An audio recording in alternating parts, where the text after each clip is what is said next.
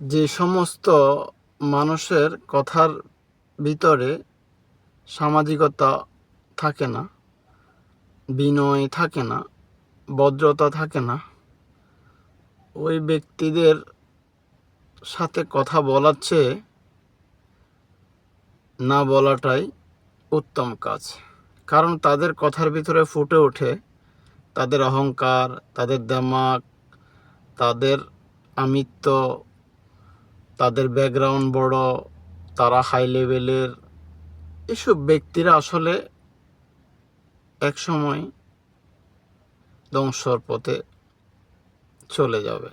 আর এটা বাহুল্য বিষয় এইটাই যে যার কথার ভিতরে বিনয় থাকবে না, আদব থাকবে না, সে আর যাই হোক সেই ভালো মনের মানুষ হতে পারবে না।